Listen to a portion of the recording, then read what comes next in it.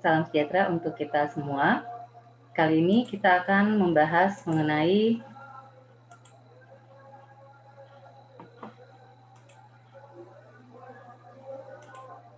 relasi dan fungsi. Ya. Ini tujuan akhir yang hendak kita capai, yaitu setelah perkuliahan ini mahasiswa akan dapat menjelaskan dasar-dasar dari fungsi. Sebelumnya kita pahami dulu konsep relasi, karena fungsi itu dibangun dari relasi. Ya, jadi relasi dari A ke B adalah suatu aturan yang mengawankan unsur di A dengan unsur di B. Kita lihat contohnya, unsur di A, Edi, Rinto, Faisal, dan Randy. Unsur di B, Adi, Ria, Ani, Boy, Ayu, dan Lia. Nah, A ini dinamakan domain, ya, karena dia dari A. Domain itu adalah daerah asal. Jadi kalau kata dari berarti asalnya itu dari A. Jadi domainnya itu A. Kemudian B itu kodomain. Kodomain itu artinya daerah kawan. Nah, relasi dari A ke B adalah ayah dari A, ayah dari B, ya. Edi, ayah dari Adi dan Ayu. Rinto, ayah dari Lia. Faisal, ayah dari Ria. Randy tidak memiliki anak di B, ya. Jadi ini namanya relasi. Nah, perhatikan, dalam sebuah relasi bisa satu domain memiliki lebih dari satu kodomain, ya. Pasangan di kodomain, lebih dari satu pasangan di kodomain.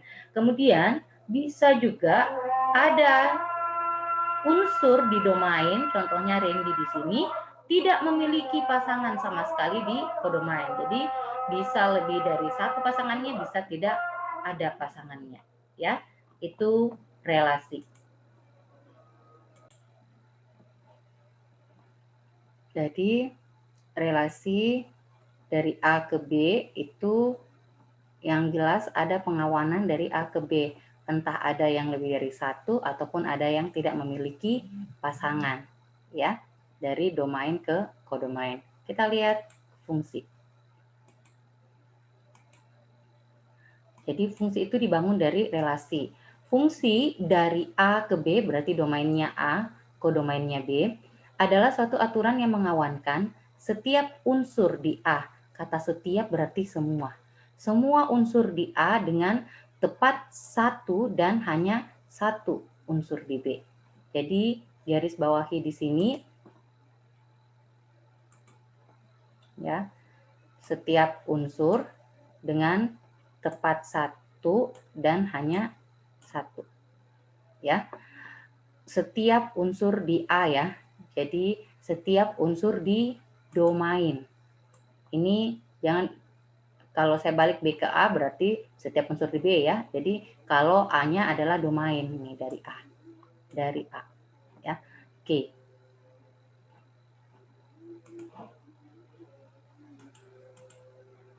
Jadi F itu fungsi dari A ke B, bisa juga dinyatakan F yaitu fungsi yang mengawankan unsur A dan pasangannya adalah disebut FA, ya.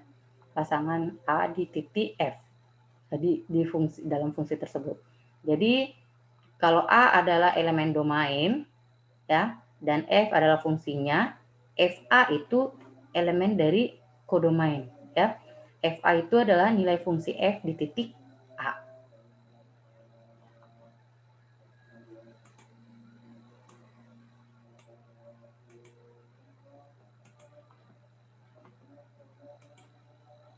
Kita lihat contoh. A, domainnya, anggota-anggotanya Lucky, Reza, Mirna, dan Feni. B, kodomainnya, anggotanya adalah 1, 2, 3, 4, 5, 6. Relasinya adalah A adalah siswa SD kelas dari anggota B. Lucky kelas 1, Reza kelas 3, Mirna kelas 4, Feni kelas 1. Nah, pertanyaannya apakah ini adalah sebuah fungsi? Ya, apakah ini adalah sebuah fungsi? Nah, untuk memeriksa apakah dia sebuah fungsi, maka kita cukup melihat anggota-anggota domain seperti definisi tadi, ya. Jadi setiap domain punya pasangan dan tepat satu, ya. Lucky, Reza, Mirna, Feni itu semua anggota domain dan semuanya punya pasangan. Nih, ada semua panahnya. Berapa pasangannya? Lucky 1, Reza 1, Mirna juga 1, Feni juga 1. Berarti ini adalah sebuah fungsi. Ya, jadi ini adalah sebuah fungsi. Tidak perlu untuk memperhatikan kodomainnya. Jadi jangan sampai ada yang menyatakan ini bukan fungsi. Kenapa? Karena ada yang pasangannya lebih dari satu, kemudian ada yang tidak punya pasangan. Bukan kodomainnya. Yang difokus adalah domainnya, bahwa semua domain punya pasangan dan pasangannya hanya satu dan tepat satu. Jadi semua anggota domain punya pasangan dan hanya satu. Oke, kita lihat contohnya kalau dalam bentuk pasangan berurutan, ya. Jadi perhatikan dari relasi. Jadi semua ini adalah relasi. Mana yang merupakan fungsi? Ya. Kalau mau melihat dia fungsi atau bukan, cukup melihat domainnya. Domainnya itu dinyatakan dalam bentuk yang sebelah kiri, nilai yang di sebelah kiri. Jadi nilai yang di sebelah kiri itu tidak boleh memiliki pasangan di kanan itu lebih dari satu. Ya.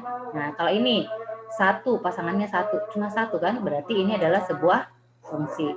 Sekarang coba lihat yang kedua, domainnya satu, di sini juga domainnya satu, di sini pasangannya satu itu satu, di sini pasangannya dua, berarti di sini dan di sana, sana sini tuh beda pasangannya ya, Mbak, berbeda pasangannya, jadi berarti dia pasangannya lebih dari satu, maka ini bukan fungsi. Ya, jadi ini bukan fungsi. Selanjutnya, kita cek lagi yang ketiga. Domain-domainnya saja yang kita lihat. Ini domainnya min 2, ini 2, yang ini 3, yang ini minus 2. Adakah yang double? Yang double adalah min 2.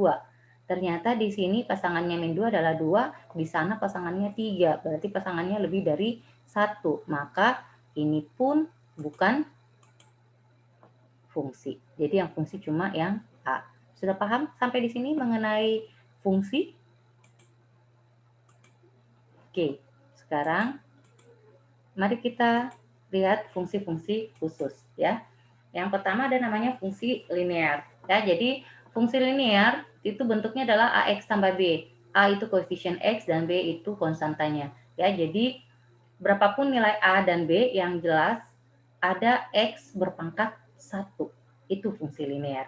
Jadi kita lihat contoh-contoh fungsi linear ini X tambah 2, ya, 2X kurang 2, min 3X tambah 2, 2X tambah 5. Jadi terserah berapa nilai A dan B-nya. Yang jelas ada X berpangkat 1. Ya, jadi kalau X tambah 2 berarti A-nya 1, B-nya 2. AX tambah B. A itu nilai di samping X, ada 1, dan B itu konstantanya. Kalau ini A itu nilai di samping X berarti 2, B itu konstantanya, minus 2. Nilai di samping X min 3, B-nya itu 2. Nilai di samping X 2 itu A, konstantanya itu 5. Ya, seperti itu. Jadi 1X, 2X, 3X, 4X, min 5X, min 7X, min 1/2X, akar 3 kali X itu semua adalah fungsi linear. Yang penting X-nya berpangkat 1. Salah kalau akar 3X ya, berarti X-nya itu pangkat 1/2, jadi itu bukan linear.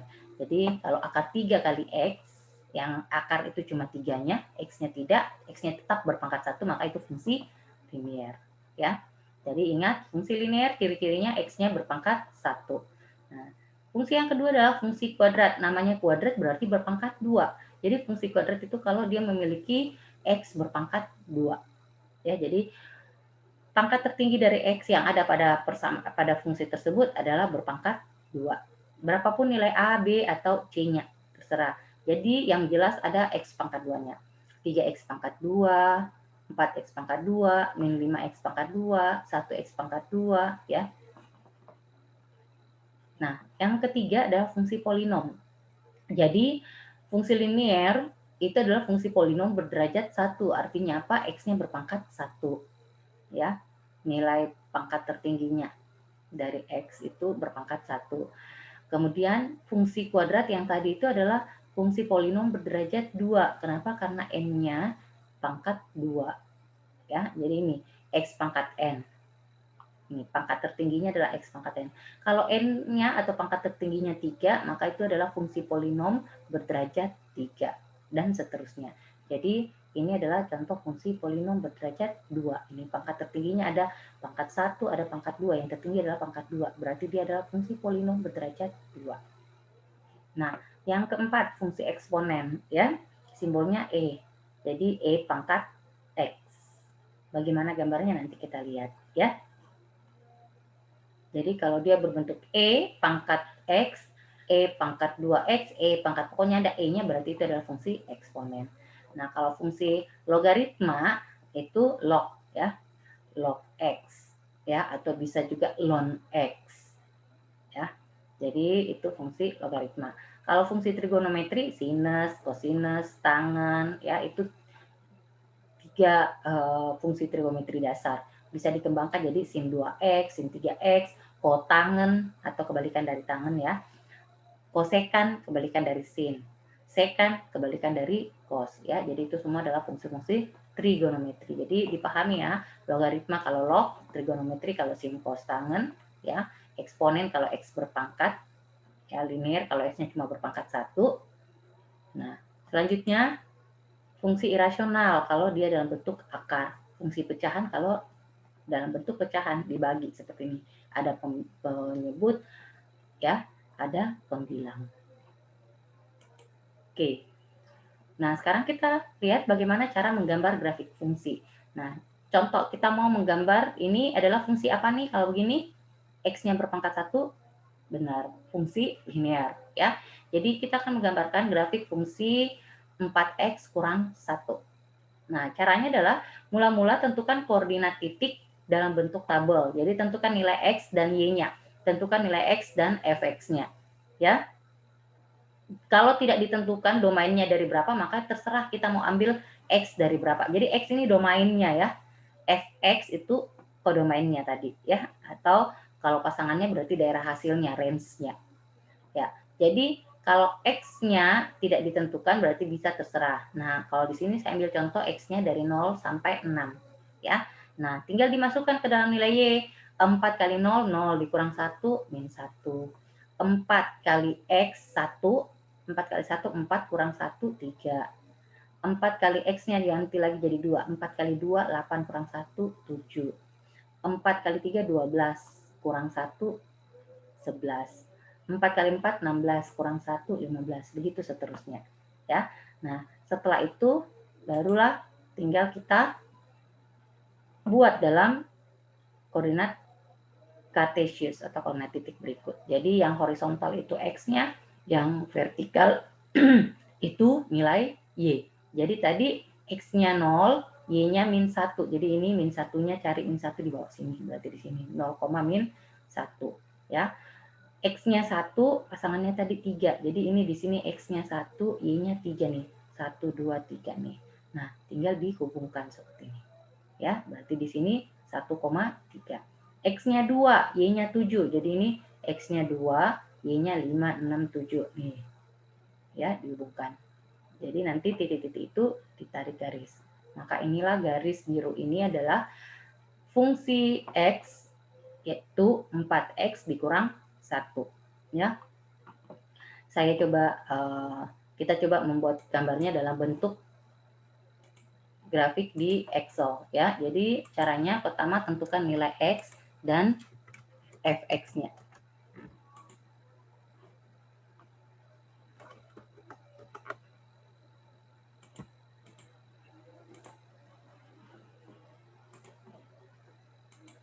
Oke, di Excel, ya. Jadi sini X-nya, di sini Fx. X-nya dari 0, 1, 2, dan seterusnya. Terserah sampai berapa, ya, karena domainnya tidak ditentukan. Kita ambil contoh sampai 6. Fx-nya itu caranya, Fx itu 4X kurang 1, berarti sama dengan 4 kali X, tinggal sorot X, dikurang 1. Ya, jadi otomatis. Sekarang tinggal kita copy, ya. Nih. Jadi ini fungsinya. Nah, cara memunculkan grafiknya tinggal klik insert, baru pilih scatter, pilih yang smooth lines, ya, seperti ini. Nah, kemudian select datanya nih, select data, sorot datanya. Kemudian klik OK. Nah, inilah gambarnya, gambar grafiknya. Kita bisa pilih layoutnya kalau mau menampilkan. Jadi ini kalau mau menampilkan titik-titiknya, nilai titik-titiknya, ya, seperti ini. Jadi ini 0,1, ini 1,3, ya. Kalau mau menampilkan, ya, jadi ini ada titik-titiknya. Kita mau kasih warna titik-titiknya, misalnya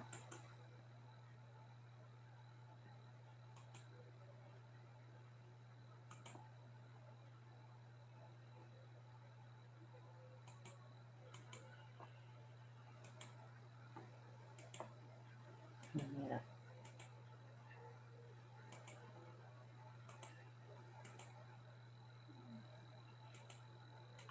Halus ya.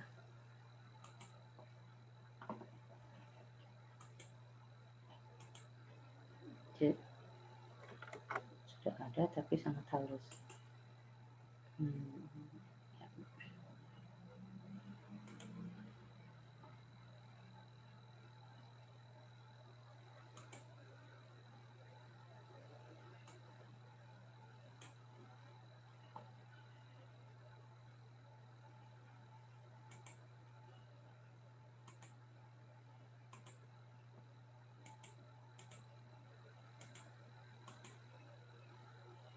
Kita pilih yang ini.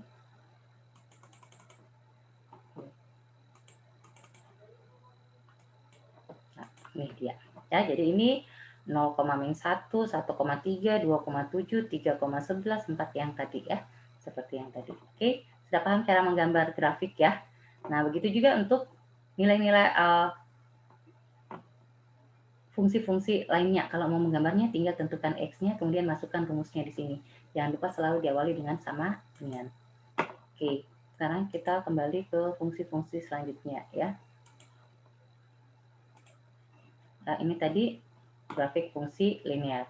Sekarang kita lihat ini kalau grafik fungsi kuadrat. Jadi tinggal masukkan sama dengan sorot X pangkat 2 kurang 9. Ini kalau fungsi polinom berderajat 3. Ini fungsi eksponensial. Jadi fungsi eksponensial tidak akan pernah memotong sumbu X. Jadi dia di atasnya.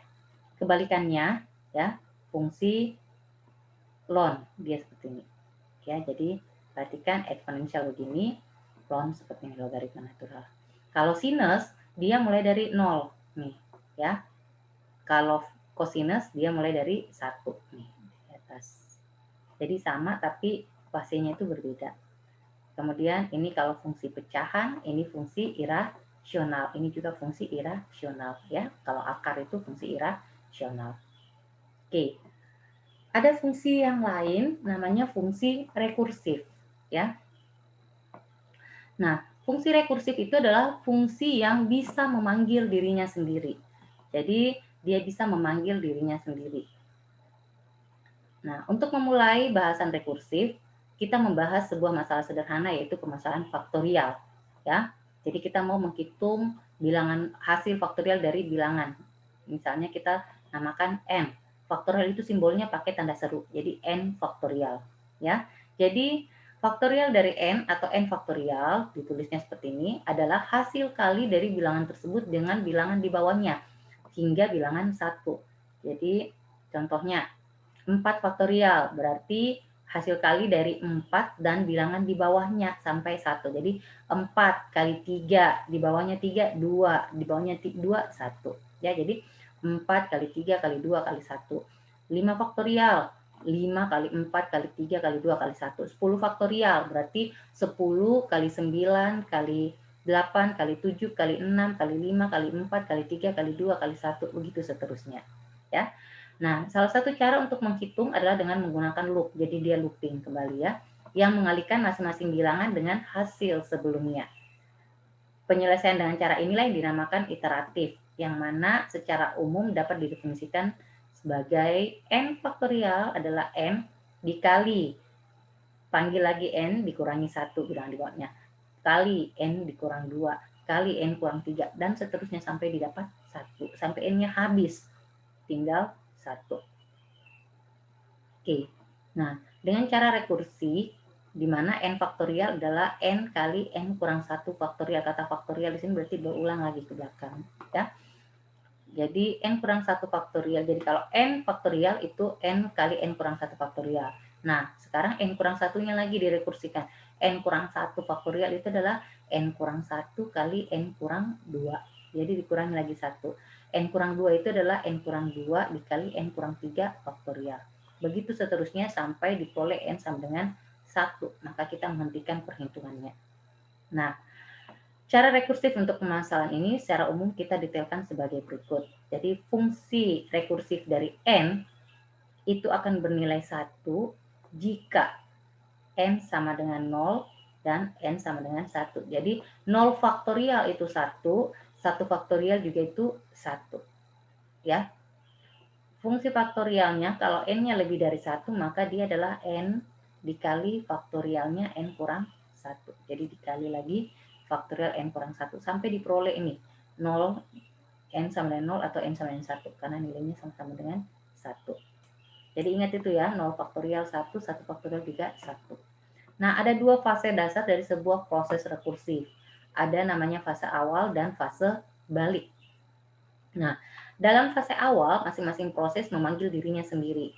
Nah, fase awal ini akan berhenti ketika telah mencapai kondisi terminal. Yang mana tadi itu terminalnya kalau pada faktorial yaitu saat n-nya 0 atau n-nya 1 ya. Nah, kalau kondisi terminate adalah kondisi di mana sebuah fungsi rekursif kembali dari pemanggilan. Artinya fungsi tersebut sudah tidak memanggil lagi dirinya sendiri, tapi dia sudah menghasilkan sebuah nilai. Nah, sebagai contoh dalam penghitungan faktorial tadi, terminalnya itu n-nya 1 atau n-nya 0 karena sudah ada nilainya itu 1.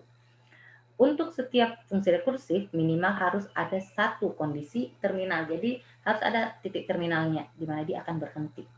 Ya. Kemudian balik. Namanya terminal kan seperti itu ya. Nah, setelah fase awal selesai, kemudian proses melanjutkan pada fase balik di mana fungsi sebelumnya akan dikunjungi lagi dalam fase balik ini ya. Nah, fase ini berlanjut sampai ke pemanggilan yang awal hingga secara lengkap proses telah selesai. Ya, jadi seperti ini. Fungsi rekursif faktorial dari 4.